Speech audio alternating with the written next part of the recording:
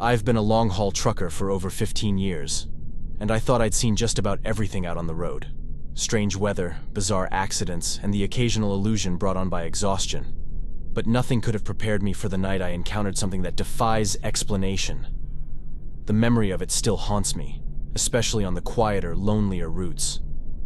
The night it happened on Route 45 changed the way I see the road forever. It was a routine job, hauling auto parts from Chicago down to a small town in Kentucky. The trip took me through rural backroads, the kind of isolated stretches of highway where you can go for miles without seeing another car, house, or even a light on the horizon. I'd left Chicago late in the evening, preferring to drive through the night to make my early morning delivery. Driving at night usually kept me focused. Fewer cars, cooler air, and a kind of calmness in the solitude. By the time I reached rural Illinois, it was around 2 a.m. I was on a remote stretch of Route 45, flanked by endless cornfields on both sides. The trees bordering the road loomed like silent sentinels, their tops disappearing into a clouded sky. The moon was mostly hidden, giving the night an oppressive, shadowy quality. My truck's headlights sliced through the darkness, illuminating only a small portion of the road ahead, leaving the rest of the world cloaked in mystery. I was doing my best to stay alert, sipping black coffee from my thermos, when I noticed something odd up ahead. It was just a shadow at first, a slight blur against the darkness. I squinted, trying to make sense of what I was seeing. At first, I figured it was a large bird, maybe an owl, swooping low over the road. But as it got closer, my heart skipped a beat. This wasn't a bird. A massive winged shape was flying directly toward my truck. Instinctively, I gripped the wheel tighter, unsure of what I was seeing. My first impulse was to slam on the brakes, but I was hauling a heavy load, and stopping suddenly could cause a serious accident. So instead, I swerved to the right, narrowly avoiding whatever it was. As I did, there was a loud thud, followed by the unmistakable sound of something scraping along the side of my trailer. My heart was racing as I pulled over to the side of the road. For a moment, I just sat there, gripping the wheel and trying to calm myself. What the hell had I just seen? It couldn't have been a bird. It was too big. And the sound of those claws, like nails on a chalkboard, scraping across the metal of the trailer, made my skin crawl. I reached for my flashlight, my hand shaking slightly as I opened the door and stepped out into the stillness of the night. The air was cool and silent, the only sound the low hum of my truck's engine. As I walked toward the back of the truck, the beam of the flashlight flickered, casting long shadows across the road and the ditch beside it. Then, I saw it. Lying on the side of the road, maybe 10 feet from the truck, was a creature unlike anything I had ever seen before. It was roughly the size of a man, but that's where any resemblance to a human ended. Massive, leathery wings stretched out from its sides, torn and jagged, as if it had been in a violent struggle. Its skin was dark, almost black, and appeared to be covered in a thin layer of fur or feathers. Its legs were bent backward, like the hind legs of a bird, and its arms, if you could call them arms, ended in long, razor-sharp claws. My stomach churned, and I took a step back, trying to process what I was seeing. This wasn't a bird, or an animal that belonged in these woods. It looked like something out of a nightmare, like it had crawled out of some forgotten part of the world where the rules of nature didn't apply. I stood frozen, staring at the creature as its chest rose and fell, barely breathing. It was still alive. For a moment, I debated what to do. Should I call someone? But who do you call for something like this? The police? Animal control? I could already imagine the conversation, the disbelief on the other end of the line. I wasn't sure I believed it myself. And that's when I heard the sound. A low growl, almost like a rumble, came from the creature. My flashlight beam trembled as I aimed it toward its face, and I saw its eyes, glowing a faint, eerie red, staring right at me. Those eyes were filled with intelligence, with malice. They weren't the eyes of an animal. This thing was aware of me. It was watching me. I stumbled backward, dropping the flashlight in my panic. The light went out, plunging me into darkness. In that moment of pitch black, I heard something else. The rapid flapping of wings, like fabric snapping in the wind. I scrambled to pick up the flashlight, heart pounding in my chest, and when I clicked it back on, the creature was gone. I looked up just in time to see it flying above me, silhouetted against the faint light of the moon. It hovered there for a moment, wings beating unnaturally fast, before it disappeared into the night, vanishing as quickly as it had appeared. I stood there, staring into the sky, my body frozen, my mind struggling to catch up with what had just happened. Whatever that thing was, it was gone now, swallowed by the dark expanse of the night. Shaking, I climbed back into the truck, my hands gripping the steering wheel tightly. My mind was racing, but I forced myself to start driving again. I needed to get far away from that spot. I didn't care about making the delivery on time anymore. I just wanted to put as much distance between me and that creature as possible. The rest of the drive was a blur. Every shadow, every movement in the corner of my eye made my heart race, made me glance in the mirrors, half expecting to see those glowing red eyes staring back at me. But there was nothing, just the empty road, the thick darkness pressing in from all sides. It wasn't until I stopped at a gas station hours later that I finally checked for damage. I stepped out, my legs shaky, and walked to the side of the truck. Sure enough, there were deep, jagged scratches running the length of the trailer. I ran my hand over them, feeling the rough grooves that hadn't been there when I started my trip. I didn't tell anyone what had happened. Who would believe me? I didn't even believe it myself. I finished my delivery, trying to keep my mind off what had occurred, but it was impossible to forget. In the weeks that followed, I became obsessed with finding out what I had seen. I scoured the internet, looking up stories of strange creatures and unexplained sightings. That's when I stumbled upon stories about the Mothman, a creature that had been sighted in West Virginia decades ago. Descriptions of a winged humanoid figure with glowing red eyes that matched exactly what I had seen on Route 45. I wasn't alone. There were other truckers, travelers, and locals who had reported seeing similar creatures, mostly on remote highways late at night. Some believed it was a warning of impending disaster. Others thought it was something far more sinister. To this day, I don't know what I believe, but I know what I saw. And every time I drive down an empty road at night, I can't shake the feeling that it's still out there, watching, waiting. I haven't driven Route 45 since that night, and I never will, because some things are better left unseen. The highway stretched out before me, an endless stretch of asphalt bathed in the dim glow of my truck's headlights. It was a quiet night, the kind where everything seems to stand still and time moves at its own sluggish pace. I'd been driving for hours, the road empty, except for the occasional flash of headlights from a car or truck going in the opposite direction. It was just another long-haul shift, and I was used to the quiet solitude by now. I'd been a trucker for years, and the night runs were usually my favorite. The pay was steady, the isolation didn't bother me, and the peace of the road gave me time to think. That night's job was a simple meet and turn, where I'd haul my load halfway, swap trailers with another driver, and head back home. Easy money, and I'd be back in my bed before sunrise. The meet point was in the middle of nowhere, a gravel lot just off a forgotten stretch of highway surrounded by thick woods. It wasn't much, just a patch of dirt under a single street lamp that cast a dim, sickly yellow light. I'd been there before, and the place always felt eerie, isolated, forgotten. But it was just a stop like any other. I pulled into the lot around 1:45 a.m., a little early, as usual. The other driver wasn't due for another hour. I killed the engine and let out a long sigh, sinking back into my seat.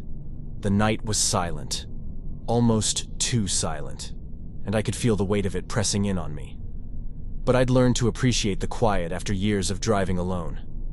Figuring I had time for a quick nap, I reclined my seat, pulled my hat over my eyes, and let the steady hum of the truck lull me into sleep.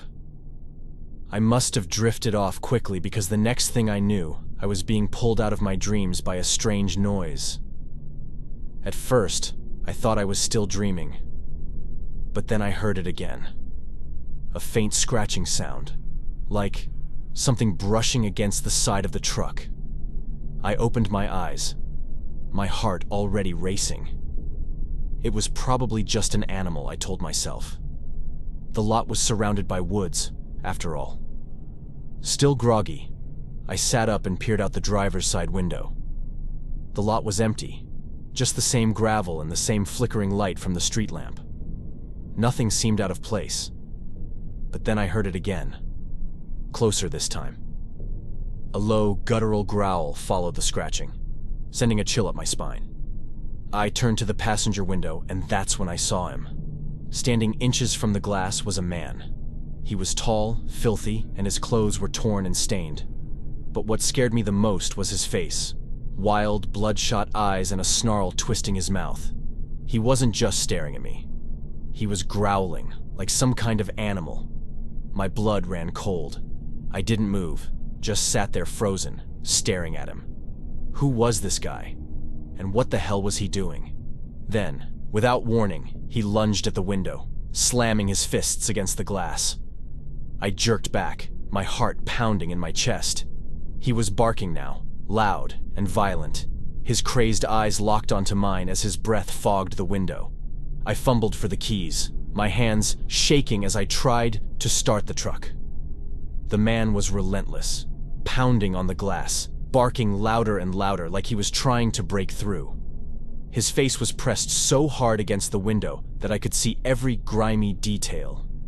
The sweat on his forehead, the dirt in his beard, the madness in his eyes.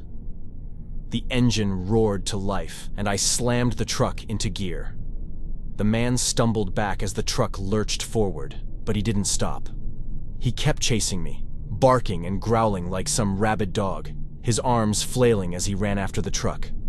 I didn't care where I was going. I just needed to get away from him. My tires kicked up gravel as I sped out of the lot and onto the highway.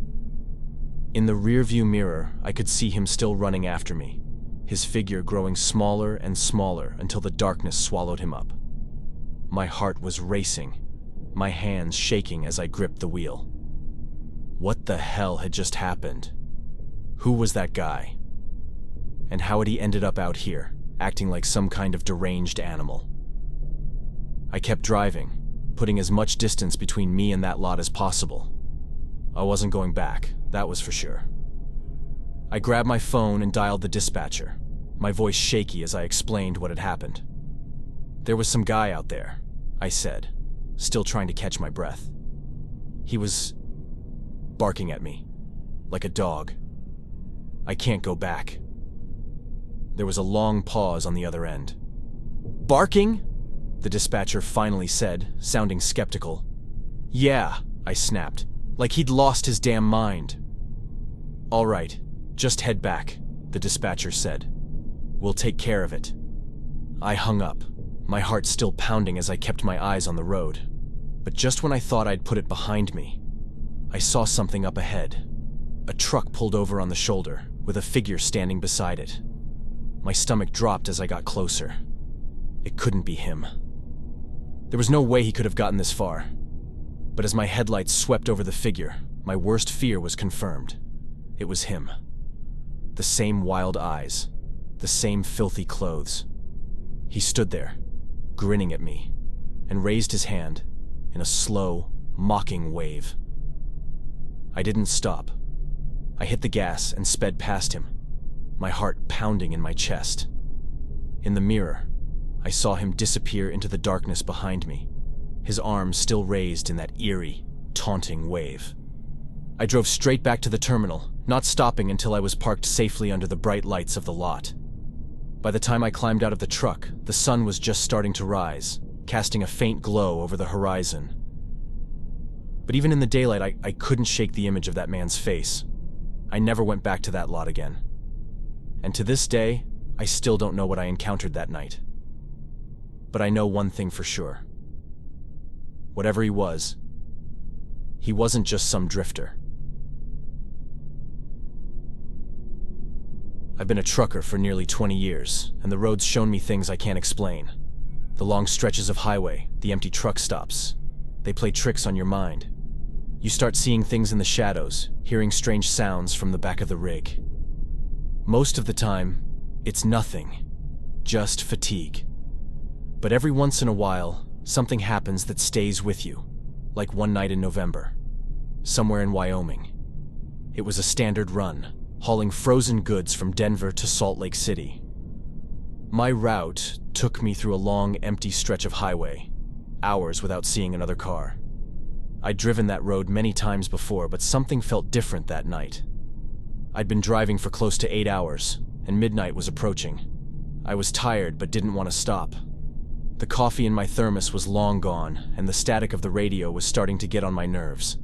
I turned it off, letting the quiet settle in, and focused on the road ahead. That's when I saw him. A lone figure on the side of the highway with his thumb out. Now, I know the rules. You don't pick up hitchhikers, especially in the middle of nowhere. But this guy didn't seem like a threat. He was wearing an old army jacket and had his hands shoved into his pockets, head down under a wide-brimmed hat. The temperature had dropped, and I figured I couldn't just leave him out there in the freezing cold. Against my better judgment, I pulled over. He jogged up to the passenger side, and I rolled down the window just enough to see him better. He looked young, mid-20s maybe, with dark, scruffy hair. His face was thin, tired but not unfriendly. "Need a ride?" I asked. He nodded, his breath visible in the cold.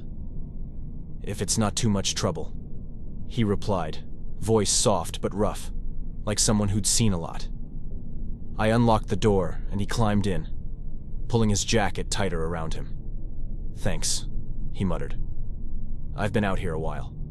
"No problem," I said, pulling back onto the road. "Where you headed?" "Just up the road," he replied vaguely. I didn't press him. We drove in silence for a while, the hum of the engine the only sound. After a few minutes, he asked, "Been a trucker long?" "Yeah," I said. "Been on the road most of my life." "You?" "I used to travel a lot," he said quietly. "Not so much anymore." His tone had a strange edge to it, but I didn't pry.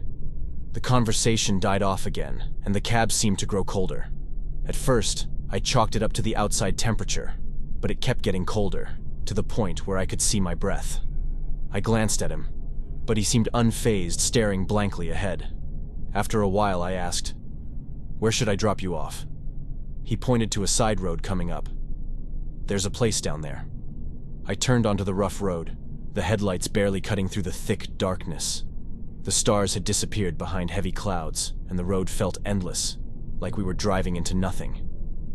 "Is this where you live?" I asked, just trying to break the silence. He didn't answer at first. Then, after a long pause, he said, "Not exactly." Something about the way he said it sent a shiver down my spine. I glanced at him again, but his face was unreadable, his eyes fixed straight ahead. Finally, after what felt like forever, he said, "Here's fine." I pulled over to the side, but there was nothing around. No houses, no lights, just empty land. I turned to him, uneasy. "You sure this is the place?" He nodded, not looking at me. "Thanks for the ride." He opened the door and stepped out without another word. I watched him walk around the back of the truck, disappearing into the dark. I waited for a few moments, expecting him to come back, but he didn't. He was just gone. I pulled back onto the road, but something didn't sit right with me. The guy had vanished, and there wasn't a place for miles. My mind raced, and after a few miles, I decided to stop at a gas station to calm my nerves. I went inside, grabbed a coffee, and started chatting with the old cashier. I casually mentioned picking up the hitchhiker. "Not many folks out this way, especially at night," I said. The cashier looked up. "What side road?" he asked, his face growing pale as I described the spot. "You didn't pick anyone up," he said, voice low. "No one lives out there. That road, it leads to nowhere." I felt my stomach drop. "I'm telling you, I picked him up. Army jacket, young guy, The cashier stared at me, shaking his head. "You're not the first trucker to say that. He died out there, years ago. Car accident. Folks say he's still trying to get home. The chill in the cab, his empty eyes. It all made sense in the worst way possible." I didn't say another word, just finished my coffee and got back on the road. I've driven a lot of highways since, but I'll never go back to that stretch.